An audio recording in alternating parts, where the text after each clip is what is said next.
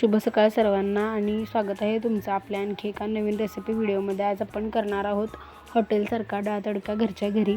त्यासाठी कढईमध्ये मी सगळ्यात पहिल्यांदा थोडंसं तेल गरम करायला ठेवलं आणि त्याच्यामध्ये एकदम तेल गरम झाल्यानंतर बारीक चिरलेला कांदा आपण त्याच्यामध्ये घालणार आहोत। तो एकदम छान आणि असा एकदम गुलाबी होईपर्यंत आपल्याला छान परतून घ्यायचा आहे। माझ्या रेसिपीज ह्या एकदम घरगुती साहित्यांमध्ये तयार होणाऱ्या असतात, त्यातच आपण चविष्ट काय करू शकतो हा माझा प्रयत्न असतो।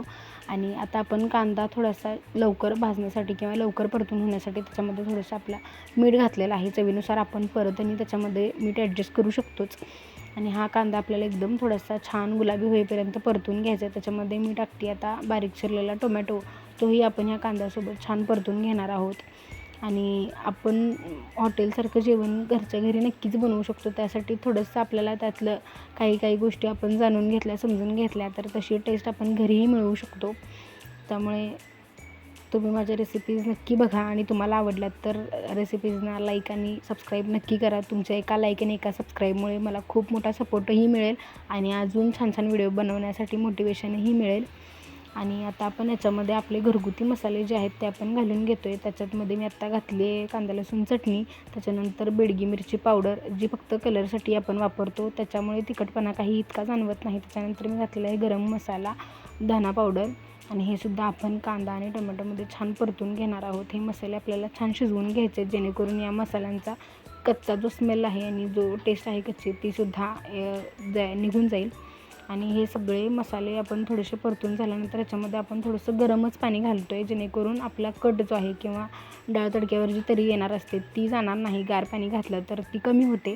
त्याच्यामुळे कधीही लक्षात ठेवायचं, अशा भाज्यांना किंवा ज्या भाज्या आपण कधीतरी ओकेजनली करतो अशा भाज्यांमध्ये आपण गरम पाणीच वापरायचं जेणेकरून त्याची टेस्टसुद्धा त्याच्यामध्येच इंटॅक्ट राहते आणि ती चवीलाही छानच लागते भाजी।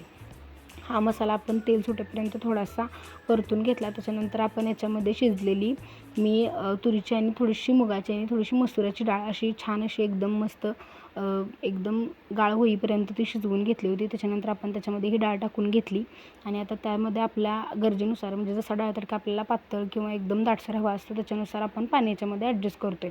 त्याच्यानंतर आपण डाळ तडक्यासाठी आपण आता तडका तयार करतो आहे। त्याच्यासाठी मी एका छोट्या पातेल्यामध्ये 2 ते 3 छोट्या पळ्या तेल घेतलेलं आहे।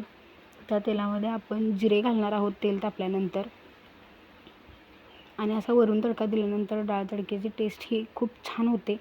आणि याच्यामध्ये मी घातले तर जिरे आणि जिरे थोडेसे फुलले की त्याच्यामध्ये मी घालते मोठा ठेचलेला लसूणही आपल्याला एकदम ब्राऊन होईपर्यंत भाजून घ्यायचं आहे, त्याच्यामुळे डाळ तडक्याला अजून छान टेस्ट येते।